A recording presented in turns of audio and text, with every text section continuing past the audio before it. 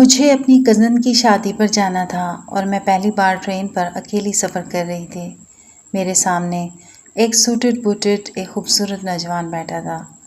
Train اگلے station پر جیسے ہی رکی میں کھانے پینے کے لیے نیچے اتری تو نوجوان اپنی سیٹ پر نہیں تھا، لیکن اس کا اٹیچی کیس سیٹ کے نیچے تھا۔ کچھ دیر بعد اس میں سے لال رنگ کا محلول نکلنے لگا۔ مجھے لگا وہ شربت ہے۔ جیسے میں اسے دیکھنے کے لیے آگے بڑھی میرے ہوش اڑ گئے۔ وہ تو لاہور سے کراچی تک کے سفر نے میری زندگی بدل کر رکھ دی تھی۔ وہ ایک ٹرین کا سفر تھا جس نے مجھے راتوں کو بھیانک خواب بن کر ڈرایا تھا، اور میں کئی سالوں تک خود کو نارمل نہیں کر پا رہی تھی۔ میں اپنے ماں باپ کی اکلوتی بیٹی تھی۔ میرا نام مارینا ہے اور میں لاہور ڈیفنس کے ایک گھر میں رہتی تھی۔ میرے ماں باپ کی چونکہ میں اکلوتی بیٹی تھی اس لیے انہوں نے مجھے اعلیٰ تعلیم دلوائی۔ ان کا خواب تھا کہ میں ایک ڈاکٹر بنوں اور میں ان کے خواب کو تعبیر کرنا چاہتی تھی۔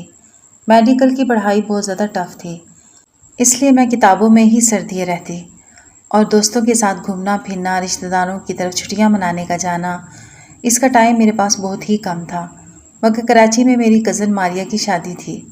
ہم دونوں بچپن سے ہی گہرے دوست تھے، اس لیے اس نے مجھے شادی سے ایک ہفتہ پہلے آنے کی خاص تاکید کی تھی اور کہا تھا اگر تم نہیں آؤ گی تو میں شادی ہی نہیں کروں گی۔ میں اس کی آواز سن کر مسکرانے لگی اور کہا کہ میں کون سا تمہارا دلہا ہوں جس کے بغیر تمہاری شادی نہیں ہو سکتی۔ مگر وہ ایسی ہی جذباتی تھی، اس لیے میں اسے ناراض نہیں کرنا چاہتی تھی اور اپنی ٹف روٹین چھوڑ کر اس کی شادی میں جانا چاہتی تھی۔ میرے ماں باپ تو ایک ہفتہ پہلے ہی کراچی جا چکے تھے۔ میرے چونکہ پیپرز ہو رہے تھے اس لیے میں نے وعدہ کیا تھا کہ ایگزام کے بعد میں خود ہی چلی آؤں گی۔ شادی میں اب صرف 3 دن باقی تھے اور میں ٹرین میں بیٹھی سوچ رہی تھی کہ میری تو بہت زیادہ درگت بننے والی ہے، کیونکہ وہ مجھ سے بے حد ناراض تھی۔ میں ٹرین کی اکانومی کلاس میں بیٹھی تھی۔ اکانومی کلاس میں بہت ہی زیادہ رش تھا۔ ٹرین ایک اسٹیشن پر رکی تو مسافر ٹرین سے نیچے اترے۔ کچھ لوگوں کی منزل آ چکی تھی اور کچھ لوگ ویسے ہی تھوڑی دیر سستانے کے لیے نیچے اتر چکے تھے۔ میں اب ٹرین میں اکیلی رہ گئی تھی۔ میں نے سوچا کہ میں بھی تھوڑا سا باہر جا کر فریش ہو جاتی ہوں، کچھ کھا پی لیتی ہوں، کیونکہ 15 منٹ کے بعد پھر سے ٹرین نے روانہ ہو جانا تھا۔ میں ٹرین سے نیچے اتری اور سامنے گول گپوں کی ریڑھی دیکھ کر میرے منہ میں ڈھیر سارا پانی آ گیا۔ گول گپے کھانا میری بہت ہی بڑی کمزوری تھی، اس لیے میں جلدی سے ٹرین سے اتری اور ایک پلیٹ گول گپے آرڈر کر کے انتظار کرنے لگی۔ بار بار گھڑی کی جانب دیکھ رہی تھی کہ کہیں ٹرین نکل نہ جائے۔ میں نے خوب جی بھر کر گول گپے نوش فرمائے اور جلدی سے ٹرین کی طرف بھاگی۔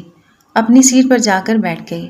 میرے سامنے والی سیٹ پر ایک نوجوان لڑکا سوٹ بوٹ میں ملبوس بیٹھا تھا۔ میں اسے دیکھ کر ذرا سی چونکی، کیونکہ ٹرین سے اترنے سے پہلے یہاں پر ایک خاتون اور اس کے بچے بیٹھے تھے۔ شاید وہ اسٹیشن پر اتر گئے ہوں گے اور نیا مسافر آ کر بیٹھ گیا ہوگا۔ اس نے قیمتی لباس پہنا ہوا تھا۔ میں ذرا سی محتاط ہو کر بیٹھ گئی، کیونکہ مجھے اجنبیوں سے بہت زیادہ بات چیت کرنا پسند نہیں تھا، اور اس طرح کے نوجوان لڑکے تو بات کرنے کا بہانہ ڈھونڈتے ہیں کسی لڑکی کے ساتھ۔ اس لیے میں اندر تک اتری، نظروں سے اسے دیکھ کر اس کا تفصیلی جائزہ لینے کے بعد باہر دیکھنے لگی۔ میری یہ عادت تھی کہ میں چند لمحوں میں اپنے سامنے موجود شخصیت کا اچھی طرح جائزہ لے لیتی تھی۔ اس نے کیا پہنا ہوا ہے، وہ کس کلاس سے تعلق رکھتا ہے، یہ میری شروع سے ہی عادت تھی اور میں اس عادت سے پیچھا نہیں چھڑا سکتی تھی۔ اس لیے سامنے موجود شخص جو کہ کافی پڑھا لکھا اور ڈیسنٹ معلوم ہوتا تھا اور کسی اچھی فیملی سے تعلق رکھتا تھا، اس نے بے حد قیمتی ڈریس پہنا ہوا تھا اور اس کی بائیں کلائی پر بہت مہنگی برانڈڈ ریسٹ واچ تھی اور بائیں ہاتھ کی دوسری انگلی میں ایک رنگ بھی پہن رکھی تھی جسے وہ بار بار گھما رہا تھا۔ اسے دیکھ کر لگتا نہیں تھا کہ وہ شادی شدہ ہے، مگر وہ رنگ میں پہچانتی تھی کہ یہ ویڈنگ رنگ ہے۔ اس کا تفصیلی جائزہ لینے کے بعد میں نے پھر سے اپنا چہرہ موڑ لیا اور باہر بھاگتے مناظر دیکھنے لگی۔ ایک بات جو میں نے نوٹس کی تھی وہ یہ کہ وہ بے پناہ تشویش میں اور پریشان لگتا تھا، بار بار اپنا رومال جیب سے نکال کر اپنے ماتھے پر آیا پسینہ صاف کر رہا تھا۔ حالانکہ ٹرین میں اتنی بھی گرمی نہیں تھی۔ باہر سے آنے والی ہوا کے جھکڑ سے میرے بال اڑ رہے تھے، جن کو میں بار بار چہرے سے ہٹا رہی تھی۔ کنکھیوں کے سامنے بیٹھے موصوف کو بھی دیکھ لیتی تھی، جو نہ جانے اس قدر بے چین کیوں تھا۔ خیر مجھے کیا تھا، اگلے اسٹیشن پر ٹرین پھر ذرا سی دیر کے لیے رکی تھی۔ میں اب باہر نہیں گئی تھی بلکہ ٹرین میں ہی بیٹھی رہی۔ اپنے موبائل پر لگی اپنی کزن کو اپ ڈیٹ کر رہی تھی۔ اسے تسلی دے رہی تھی کہ بس پہنچنے ہی والی ہوں۔ اچانک ٹرین میں ایک آئس کریم بیچنے والا آ گیا۔ مجھے اس شدید گرمی میں آئس کریم کی بے پناہ طلب ہو رہی تھی۔ میں نے اپنا پرس کھنگالا تو اس میں ہزار کے نوٹ تھے۔ ایک نوٹ اس آئس کریم والے کو پکڑایا تو اس نے مایوسی سے کہا کہ میڈم، میرے پاس کھلے پیسے نہیں ہیں۔ مجھے بے پناہ مایوسی ہوئی تھی۔ اس سے پہلے کہ وہ پلٹ جاتا، میں نے کہا ٹھہرو ذرا بھائی، اور اپنے سامنے بیٹھے اس مرد کے آگے ہتھیلی پھیلا دی۔ کہا کہ مسٹر، میرے پاس کھلے پیسے نہیں ہیں، کیا آپ مجھے ادھار دے سکتے ہیں؟ میں اگلے اسٹیشن پر کھلوا کر آپ کو دے دوں گی۔ میں نے اپنی مسکین سی شکل بنا کر اسے دیکھا تو اس نے ناگواری سے پہلے تو مجھے گھورا کہ یہ کون سا طریقہ ہے اجنبی سے پیسے مانگنے کا، مگر مجھے اس وقت آئس کریم کی اتنی طلب ہو رہی تھی کہ میں نے اپنی انا پر پیر رکھ دیے۔ اس نے عجلت میں اپنی جیب سے پیسے نکالے اور بغیر گنے اس آئس کریم والے کو تھما دیے اور کہنے لگا کہ چھٹے نہیں ہیں میرے پاس، مگر تم رکھ سکتے ہو۔ واہ، کمال کی سخاوت تھی۔ مجھے ذرا سی شرمندگی تو ہوئی کہ خواہ مخواہ ہی مانگ لیے پیسے۔ اس سے اچھا تھا میں صبر کر لیتی، مگر اب تو غلطی ہو چکی تھی، سو کیا پچھتانا۔ میں مزے سے آئس کریم کھانے لگی تھی۔ میں نے آئس کریم کھانے کے بعد پرس سے 1000 کا نوٹ نکالا اور اسے تھما دیا۔ میرے پاس بھی پیسوں کی کمی نہیں تھی، وہ تو میں نے اپنی جلد بازی میں اس کی نظر میں اپنا امپریشن غلط بنا لیا تھا۔ وہ پیسے پکڑنے کی بجائے ناگواری سے مجھے دیکھنے لگا اور کہا میں لڑکیوں سے پیسے نہیں لیتا، یہ میری شان کے خلاف ہے۔ اور میں تو اس کی بات پر تل ملا کر رہ گئی تھی۔ خود کو جتنا کوستی اتنا کم تھا۔ میں نے کہا میں نے پیسے ادھار مانگے تھے، فری میں بھی کسی کا احسان نہیں لیتی، یہ میری انا کے خلاف ہے۔ میں نے دو بدو جواب دیا، مگر اس کا چہرہ ویسے ہی بے تاثر اور برف جیسا رہا تھا کہ چلو پھر اگلے اسٹیشن پر ٹرین سے اترنا، پیسے کھلوا کر 500 مجھے دے دینا۔ میں نے خوشی خوشی 1000 کا نوٹ بیگ میں رکھ لیا۔ سوچا کہ اگلا اسٹیشن بس آنے ہی والا ہے، میں اس کا احسان لوٹا دوں گی۔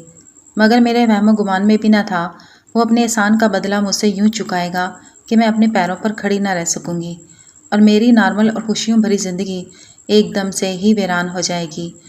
کیونکہ اگلے اسٹیشن پر جب ٹرین ایک بار پھر سے رکی اور ہماری بوگی والے کچھ مسافر اپنی منزل کے لیے روانہ ہو گئے اور کچھ یوں ہی باہر نکل گئے، مگر وہ ٹانگ پر ٹانگ جما کر بیٹھا رہا۔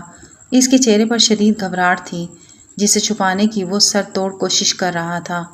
اس نے مجھے اشارہ کیا کہ جاؤ باہر اور میرا قرض چکا دو۔ میں جو پہلے ہی اٹھنے والی تھی اس کی جانب مسکرا کر دیکھا اور باہر نکل گئی، مگر جب میں واپس 15 منٹ کے بعد ٹرین میں داخل ہوئی تو اس کی سیٹ بالکل خالی پڑی تھی۔ مجھے حیرت ہوئی، پھر سوچا شاید وہ بھی کہیں اتر گیا ہوگا، اب بھی آ جائے گا، مگر جب ٹرین آہستہ آہستہ چلنے لگی اور وہ نہ آیا تو میں ایک دم سے تشویش میں مبتلا ہو گئی۔ جلدی سے ٹرین کے دروازے پر کھڑی ہو کر ادھر ادھر دیکھنے لگی، مگر اس کا دور دور تک نام و نشان تک نہ تھا۔ مجھے حیرت کا شدید جھٹکا لگا تھا، مگر اب ٹرین اپنی رفتار پکڑ چکی تھی اور وہ نہیں آیا تھا۔ میں مایوسی سے واپس سیٹ کی جانب پلٹی اور وہاں بیٹھ گئی۔ شاید اس کی منزل آ گئی ہوگی اور وہ اتر چکا ہوگا۔ پھر اس نے مجھے کیوں کہا تھا کہ جاؤ نیچے؟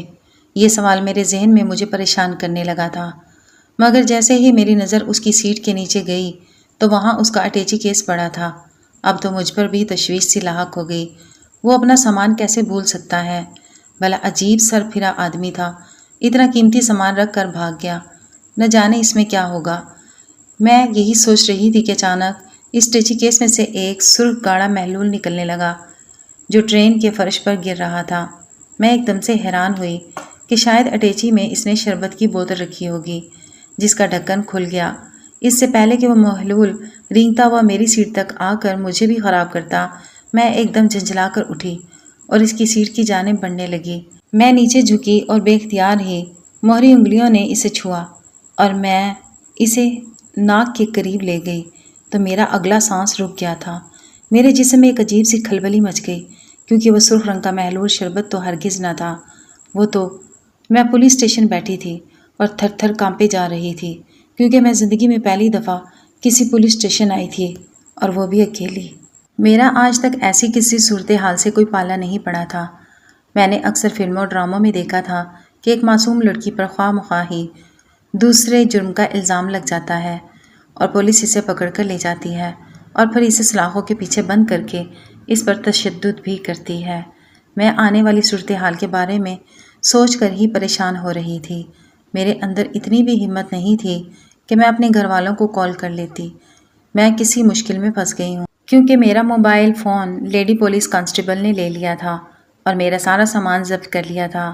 اس ٹرین پر پہلی بار میں اکیلی سفر پر نکلی تھی اور وہ بھی اپنی کزن کی شادی پر جانے کے لیے۔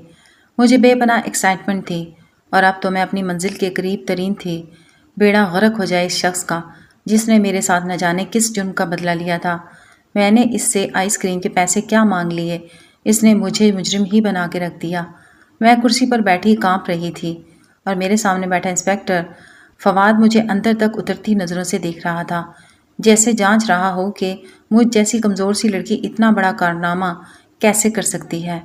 میں نے ہکلاتے ہوئے اس سے کہا، میرا کوئی قصور نہیں، پلیز مجھے چھوڑ دیں، مجھے تو اپنے کزن کی شادی پر جانا ہے، میں لیٹ ہو رہی ہوں۔ مگر اس نے کہا، بی بی جب تک تفتیش مکمل نہیں ہو جاتی اور اصل مجرم کا پتہ نہیں چل جاتا ہم تمہیں نہیں چھوڑیں گے۔ میں نے کہا، کم از کم مجھے اپنے گھر والوں کو فون تو کرنے دیں، مجھے اپنا کوئی وکیل تو کرنے دیں، آپ یوں ہی مجھ پر اتنا بڑا الزام کیسے لگا سکتے ہیں؟ میں اس شخص کو جانتی تک نہیں، میں نے اس سے کوئی بات بھی نہیں کی، نہ جانے وہ کون تھا، کہاں چلا گیا، میں اس کا نام تک نہیں جانتی۔ آپ مجھ سے اس کے بارے میں پوچھنا چاہتے ہیں جس سے میں زندگی میں پہلی بار ملی تھی۔ اس نے کہا، یا تو ہمیں اصل مجرم تک پہنچا دو ورنہ ہم تمہیں ہتھکڑیاں لگا دیں گے۔ تم ایک عورت ہو اور عورت ایک دن کے لیے جیل کی سلاخوں کے پیچھے چلی جائے تو اس کی ساری زندگی پر داغ لگ جاتا ہے۔ اس نے مجھے ڈرانے میں کوئی کسر نہیں چھوڑی تھی۔ میں پہلے ہی کانپ رہی تھی، اوپر سے میرا سانس بھی اٹک رہا تھا۔ یا خدا، میں کس مصیبت میں پڑ گئی ہوں۔ مجھے تو اس شخص کے تیور پہلے سے ہی برے لگ رہے تھے۔ وہ بار بار اپنے ماتھے پر سے پسینہ صاف کر رہا تھا اور اس کے ہاتھ بھی کپکپا رہے تھے۔ کاش میں تب ہی سمجھ جاتی کہ وہ کتنا بڑا مجرم ہے اور میں فوراً ہی پولیس کو اطلاع دے دیتی، مگر میں اس کے کارنامے کے بارے میں بے خبر تھی جو کہ اس کی سیٹ کے نیچے پڑا تھا۔ وہ اٹیچی کیس جس کے اندر وہ لال رنگ کا گہرا محلول نکل رہا تھا، وہ شربت تو ہرگز نہیں تھا بلکہ وہ ایک خوبصورت عورت کی کٹی ہوئی لاش تھی جسے بے دردی سے عذاب کا نشانہ بنایا گیا تھا۔ نہ جانے اس عورت سے کس جرم کا بدلہ لیا گیا تھا۔ وہ شخص دیکھنے میں بالکل بھی جابر اور ظالم نہیں لگتا تھا، کافی شریف خاندان سے تعلق لگتا تھا اس کا، مگر میں پہلی دفعہ انسان کو جانچنے کے معاملے میں غلط ثابت ہوئی تھی۔ وہ پہلی ہی بار میں پھنس گئی تھی، بری طرح سے پھنسی تھی کہ کسی کو مدد کے لیے بھی نہیں پکار سکتی تھی۔ میں اس کے بارے میں اگر ذرا سا بھی جانتی تو میں فوراً سے پولیس کو ساری تفصیل بتا کر اپنی جان چھڑوا لیتی۔ میں تو اس خوبصورت چہرے کے پیچھے چھپے حیوان کو خود پھانسی پر لٹکا دیکھنا چاہتی تھی جس نے ایک عورت کے ساتھ اتنا بڑا ظلم اور زیادتی کی اور پھر اس کو بے دردی سے قتل کر دیا۔ میرا دماغ بالکل معاف ہو رہا تھا، مجھے کچھ سمجھ نہیں آ رہی تھی کہ میں کیا کروں۔ میں پچھلے 5 گھنٹے سے وہاں پر بیٹھی ہوئی تھی اور کوئی میری بات سننے کو تیار ہی نہیں تھا۔ جس سے بھی اپنا مسئلہ بیان کرتی وہ یہی کہتا، یا تو ہمیں اس مجرم کا پتہ بتا دو یا پھر خود بھگتو۔ میں نے اس نوجوان کا حلیہ اچھی طرح سے انہیں سمجھا دیا تھا اور یہ بھی بتا دیا تھا کہ وہ سوٹ بوٹ سے کافی زیادہ ہائی پروفائل لگتا تھا، مگر یہ سب چیزیں غیر ضروری تھیں کیونکہ یہ ساری تفصیل بیکار تھی۔ اس طرح سے وہ اس تک بالکل نہیں پہنچ سکتے تھے۔ میں 5 گھنٹے تک ضبط کے مارے بیٹھی ہوئی تھی اور کانپے جا رہی تھی، مگر پھر جب کسی نے میری بات نہ سنی تو میں نے رونا شروع کر دیا، کیونکہ عورت کے آنسو ایک ایسا ہتھیار ہوتے ہیں جو بڑے سے بڑے پتھر دل کو موم کر دیتے ہیں۔ مگر میں بھول گئی تھی کہ میرے سامنے میرا کوئی کھڑوس قسم کا محبوب نہیں بیٹھا جو میرے آنسوں سے میرا رحم ہو جائے گا، بلکہ پولیس والا بیٹھا تھا، اور اس کا تو ایسی عورتوں سے روز پالا پڑتا ہوگا۔ یہاں پر عورت کے آنسوؤں اور آہوں کی کوئی ویلیو نہیں تھی۔ دوپہر سے شام ڈھل چکی تھی مگر میرا مسئلہ ہے کہ حل نہیں ہو رہا تھا، اور یہ کیسے لوگ تھے جو مجھے میرے گھر والوں سے بات تک نہیں کرنے دے رہے تھے۔ نہ جانے میرے ماں باپ کتنے پریشان ہوں گے، کیونکہ ان کے مطابق تو اب تک مجھے پہنچ جانا چاہیے تھا، وہ تو مجھے اسٹیشن پر ریسیو کرنے بھی چلے آئے ہوں گے۔ یا خدا، وہ کتنے پریشان ہوں گے کہ ان کی بیٹی کو کیا ہوا ہے، وہ کیوں نہیں پہنچی۔ میں بے پناہ پریشان تھی۔ اچانک ہی میرے ذہن میں جھماکا سا ہوا، اس کی انگوٹھی جو اس کی بائیں ہاتھ کی دوسری انگلی میں قید تھی، وہ بہت ہی مشہور جیولر کی انگوٹھی تھی۔ میں انگوٹھیوں کو پہچانتی تھی کیونکہ میں خود اس جیولر کے پاس اپنی جیولری کے لیے جاتی رہتی تھی، اور وہ لاہور شہر کا سب سے فیمس جیولر تھا۔ ایک دم سے میں اٹھ گئی اور کہا کہ ایک طریقہ ہے مجرم کو پکڑنے کا۔ پولیس انسپیکٹر ایک دم سے چونک کر میری جانب متوجہ ہوا اور کہا کہ بی بی کب سے پوچھ رہا ہوں کہ اس کی کوئی نشانی بتاؤ جس سے ہم اسے پکڑ سکیں۔ 5 گھنٹے ہو گئے اور اب تمہارے ذہن میں خیال آیا ہے؟ چلو بتاؤ فوراً، جلدی کرو۔ میں نے کہا کہ اس نے اپنی انگلی میں ایک انگوٹھی پہنی ہوئی تھی۔ میں جانتی ہوں وہ کس جیولر سے اس نے بنوائی ہوگی۔ میں آپ کو اس جیولر کے پاس لے کر جاؤں گی اور وہ میرے بہت جاننے والے ہیں۔ وہ ہمیں تمام CCTV فوٹیج بھی دکھا دے گا اور آپ خود اس کا چہرہ کیمرے میں دیکھ لیجئے گا، مگر اس کے لیے ہمیں لاہور جانا ہوگا کیونکہ وہ لاہور کا ہی ایک مشہور جیولر ہے۔ پولیس انسپکٹر نے کہا کہ کیا تمہیں یقین ہے کہ وہ انگوٹھی کسی اور جیولر سے نہیں ملتی کیا؟ ارے ہزاروں ڈیزائن، ہزاروں طرح کی انگوٹھیاں مختلف جیولرز کے پاس پڑی ہوتی ہیں۔ یہ تو کوئی ٹھوس ثبوت نہ ہوا۔ اس نے جیسے ناک سے مکھی اڑائی تھی، مگر میں پر یقین تھی۔ میں نے کہا مجھے یقین ہے یہ انگوٹھی اسی جیولر کی ہے، کیونکہ اپنی کزن کی شادی سے 2 دن پہلے میں اس کے لیے ایک خوبصورت سا نیکلس خریدنے کے لیے گئی تھی۔ اسی جیولر کے پاس میں نے اس طرح کی انگوٹھی وہاں پر دیکھی تھی اور وہ اتنی خوبصورت تھی کہ میں اسے پوچھے بغیر نہ رہ سکی کہ یہ انگوٹھی کس نے بنوائی ہے۔ جیولر نے کہا یہ کسٹمر نے آرڈر کیا تھا اور وہ آج یا کل اسے ریسیو کرنے ضرور آئے گا۔ اگر آپ کو اس طرح کی انگوٹھی بنوانی ہے تو ہم آپ کو بنا کر دیں گے، کیونکہ اس طرح کی انگوٹھی صرف ہمارے پاس ہی بنتی ہے۔ جب میں نے یہ بات پولیس انسپکٹر سے کہی تو وہ شش و پنج میں پڑ گیا، مگر مجھ پر یقین کرنے کے علاوہ اس کے پاس کوئی چارہ نہ تھا اور نہ ہی کوئی اور ثبوت تھا کہ جس سے مجرم کو پکڑا جا سکے۔ وہ عورت جس کو بے دردی سے مارا گیا وہ ایک رات کی دلہن تھی اور اس کی انگلی میں بھی ویسے ہی ایک انگوٹھی تھی، کیونکہ وہ کپل رنگ تھی جو شاید اس نے اپنی شادی کے لیے آرڈر کی ہوگی۔ وہ شخص کتنا سفاک اور ظالم تھا جس نے شادی کی رات ہی اپنی دلہن کو بے دردی سے مار دیا تھا۔ اب ہمیں دوبارہ سے لاہور جانا تھا۔ اس بار ٹرین کی بجائے پولیس کی گاڑی میں گئی تھی۔ میرا دل زور سے کانپ رہا تھا کہ اگر اس انگوٹھی سے بھی سراغ نہ ملا تو میں تو بری طرح پھنسوں گی، مگر میرے پاس اس کے علاوہ کوئی چارہ نہ تھا۔ مجھے بار بار اپنے گھر والوں کی پریشانی ہو رہی تھی، نہ جانے وہ کتنا پریشان ہوں گے میری وجہ سے۔ میں نے لیڈی پولیس کانسٹیبل کی منت کی کہ مجھے ایک بار گھر اطلاع دینے دیں، اور اسے جیسے مجھ پر ترس آ گیا تھا۔ اس نے اپنا فون نکالا اور کہا میرے سامنے بات کرو۔ میں نے جلدی جلدی کپکپاتے ہوئے ہاتھوں سے اپنے بابا کا نمبر ملایا۔ انہوں نے فوراً ہی کال اٹینڈ کر دی۔ کہا کہ مارینا بیٹا تم کہاں رہ گئی ہو؟ میں کب سے اسٹیشن پر کھڑا تمہارا انتظار کر رہا ہوں، حالانکہ تم نے مجھے اطلاع بھی کی تھی کہ ٹرین پر چڑھ چکی ہوں۔ میں نے بابا کو ساری صورتحال سے آگاہ کر دیا تو وہ ایک دم سے پریشان ہو کر کہنے لگے کہ ان لوگوں کی ہمت کیسے ہوئی تمہیں اتنے گھنٹے تک ہراساں کرنے کی۔ میں ان کی اچھی طرح سے خبر لوں گا اور اوپر تک ان کی شکایت کروں گا۔ بابا بہت غصے میں تھے۔ میں نے کہا فی الحال تو میں لاہور تیار ہوں، آپ شرجیل بھائی کو کال کر دیں اور وہ بھی اسی جیولر کے پاس آ جائیں۔ فون رکھا تو وہ کانسٹیبل مجھے گھور کر دیکھنے لگی، کہنے لگی کہ کون ہو تم اور کون شرجیل بھائی؟ میں نے کہا شرجیل میرے بابا کے کزن ہیں جو کہ SP ہیں، اور وہ اس کیس میں آپ لوگوں کی ہیلپ کریں گے اور آپ سے بھی سوال کریں گے کہ ایک مظلوم لڑکی کو آپ نے اتنے گھنٹے تک کیوں حراست میں رکھا، حالانکہ اس کا کوئی قصور بھی نہیں تھا، اور آپ نے اسے اپنے وکیل یا اپنے گھر والوں تک سے بات کرنے کی اجازت نہیں دی۔ میں نے اپنے لہجے میں تھوڑا سا روب بنا کر کہا تو وہ ایک دم سے جیسے سہم گئی۔ پہلے ان کے سامنے ایک کمزور اور بے بس لڑکی تھی، مگر اب ایک دم سے میرا بیک گراؤنڈ جان کر وہ روب میں آ چکے تھے اور میرا بھی اعتماد بحال ہو چکا تھا۔ بہرحال مجھے مجرم کو پکڑنے میں ان کی رہنمائی کرنی تھی، کیونکہ میں بھی یہی چاہتی تھی کہ وہ مجرم ضرور پکڑا جائے اور اسے کڑی سے کڑی سزا ملے۔ جب ہم جیولر کے پاس پہنچے تو سب نے مجھے دور سے ہی سلام کیا، کیونکہ میں اکثر ہی یہاں پر آتی رہتی تھی اور میں ان کی ریگولر کسٹمر تھی، اور یہ اپنے ریگولر کسٹمرز کو بہت زیادہ رسپیکٹ دیتے تھے۔ یہ لاہور کی سب سے بڑی اور مشہور جیولری شاپ تھی، جس میں ڈائمنڈ سے لے کر زرکون تک سب دستیاب تھا۔ مجھے جیولری کا جنون تھا، اس لیے جب بھی مجھے شاپنگ کا وقت ملتا تو میں سب سے پہلے اسی جیولر کے پاس آتی تھی۔ میں جیسے ہی اوپر والے پورشن میں گئی تو عبداللہ بھائی دور سے ہی دیکھ کر مسکرانے لگے۔ عبداللہ بھائی شاپ کے آنر تھے۔ وہ پولیس والے بڑے حیران ہو رہے تھے کہ یہاں پر سب لوگ مجھے کتنا احترام دیتے ہیں، اور اس لیے وہ بالکل شرمندہ شرمندہ سے میرے پیچھے آ رہے تھے۔ عبداللہ بھائی پولیس کو میرے ساتھ دیکھ کر کچھ پریشان سے ہو گئے۔ کہا مارینا بیٹا کیا بات ہے؟ آج تو آپ پوری فوج کو بھی اپنے ساتھ لے کر آئی ہیں۔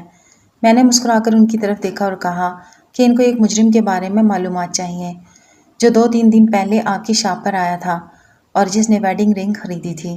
میں نے جب رنگ کی ساخت اور شناخت عبداللہ بھائی کو بتائی تو وہ ایک دم سے کہنے لگے کہ ارے ہاں، وہ لڑکا پرسوں رات کو ہی اجلت میں آیا تھا اور یہاں سے اپنی آرڈر لے گیا تھا۔ جب میں نے عبداللہ بھائی کو اس لڑکے کی شکل و صورت بتائی تو کہنے لگے کہ ارے وہی تو تھا۔ پولیس والے ایک دم سے چونکے اور کہا کہ کیا ہمیں اس کی فوٹیج مل سکتی ہیں؟ وہ مجرم پکڑا جانا ہمارے لیے بہت ضروری ہے کیونکہ اس نے بہت بڑا گھناؤنا جرم کیا ہے۔ اس نے اپنی ہی بیوی کو مار کر اٹیچی کیس میں ڈال کر ٹرین کے اندر رکھ کر خود فرار ہو گیا اور اس بیچاری مظلوم لڑکی کو پھنسا گیا۔ پولیس والے ایک دم سے میرے لیے ہمدردی دکھا رہے تھے، جس پر میں تنزیہ مسکرانے لگی کہ کیسے دوغلے لوگ ہیں۔ جب کسی طاقتور انسان سے ان کا پالا پڑتا ہے تو اس کے تلوے تک چاٹنے لگتے ہیں۔ عبداللہ بھائی نے اس کی فوٹیج دکھائیں۔ وہ وہی تھا۔ مجھے بے پناہ خوشی ہو رہی تھی کہ میری باریک بینی آج میرے کام آ گئی، ورنہ تو اس کا سراغ لگانا مشکل تھا۔ اتنے میں شرجیل انکل بھی آ گئے، میری طرف تشویش سے بڑھے اور کہا، مارینا بیٹا کیا ہوا ہے؟ تم ٹھیک تو ہو نا؟ وہ پولیس والے شرجیل انکل کے روم میں آ گئے۔ شرجیل انکل نے بھی ان کی خوب کلاس لی اور کہا، ان کی شکایت اوپر تک کریں گے، اور کہا، یہ لڑکی اب تم لوگوں کے ساتھ بالکل بھی نہیں جائے گی۔ جو بھی کارروائی ہوگی تم لوگ خود کرو گے۔ اگر مزید ہیلپ کی ضرورت ہو تو میں کر دوں گا۔ خدا خدا کر کے میری ان سے جان چھٹی تھی اور میں گھر آ گئی تاکہ فریش ہو کر کل دوبارہ کراچی کے لیے روانہ ہو سکوں۔ پہلے ہی میری کزن کو مجھ پر بے انتہا غصہ تھا، مگر میں بھی کیا کرتی؟ انسان کا پالا اکثر ہی ناگہانی مشکل سے پڑ جاتا ہے، جس کا اسے دور دور تک کوئی اندیشہ نہیں ہوتا، اور یہ سفر تو مجھے ہمیشہ یاد رہنے والا تھا۔ نہ جانے وہ بیچاری مظلوم لڑکی کون تھی جس کے خواب اس درندے نے شادی والی رات کو ہی نوچ ڈالے تھے۔ واقعی اس کے بارے میں جاننا چاہتی تھی، اس لیے شرجیل انکل کو بولا کہ اگر پولیس والوں کو مزید کوئی رہنمائی درکار ہو تو مجھے بتا دیجیے گا۔ انہوں نے کہا کہ تم فکر مت کرو، وہ مجرم اب جلد پکڑا جائے گا کیونکہ وہ پولیس کی نظروں میں آ چکا ہے۔ اور یوں میں اگلے دن ہی کراچی پہنچ گئی۔ اپنی کزن سے معذرت کی تو اس نے کہا کہ کوئی بات نہیں، تم آ گئی ہو اتنا ہی میرے لیے کافی ہے۔ ہم کزنز نے مل کر خوب ہلا گلا کیا تھا کیونکہ اتنے عرصے بعد ملے تھے۔ اس دوران میں بار بار شرجیل انکل کو کال کر کے پوچھتی رہی۔ بالآخر تیسرے دن وہ مجرم جیل کی سلاخوں کے پیچھے تھا اور اس نے واقعی اعتراف کر لیا تھا اپنے جرم کا۔ وہ ایک نفسیاتی مریض تھا اور جس لڑکی سے اس نے زبردستی شادی کی تھی وہ کسی اور کو پسند کرتی تھی، مگر اس مجرم جس کا نام سیف تھا، اس نے اپنی طاقت کے بل بوتے پر اس لڑکی کو زبردستی اپنی زندگی میں شامل کیا تھا۔ شادی کی رات لڑکی کا عاشق اس سے ملنے آ گیا کیونکہ اس علم نہیں تھا کہ اس کی شادی ہو چکی ہے، اس لیے وہ بہت تیش میں سیف کا منہ توڑنے آیا تھا، مگر اسے منہ کی کھانی پڑی تھی کیونکہ سیف نے اس لڑکی زارا اور اس کے محبوب کو اپنی شادی کی رات ایک ساتھ دیکھ لیا تھا، اور یوں زارا اس کے عتاب کا نشانہ بن گئی۔ اس کا عاشق شاید بزدل نکلا، اس لیے فرار ہو گیا، مگر زارا کمزور لڑکی تھی، اس لیے بے دردی سے اس کا قتل کر دیا گیا کیونکہ سیف بے پناہ جنونی انسان تھا اور اب جیل کی سلاخوں کے پیچھے سڑ رہا تھا۔ کبھی کبھی انسان کے ظاہری حلیے سے دیکھ کر نہیں لگتا کہ وہ اس حد تک ظالم بھی ہو سکتا ہے، کیونکہ کچھ خوبصورت چہروں کے پیچھے بھیڑیے بھی چھپے ہوتے ہیں۔ اس لیے احتیاط کریں، کسی پر جلدی بھروسہ نہ کیا کریں۔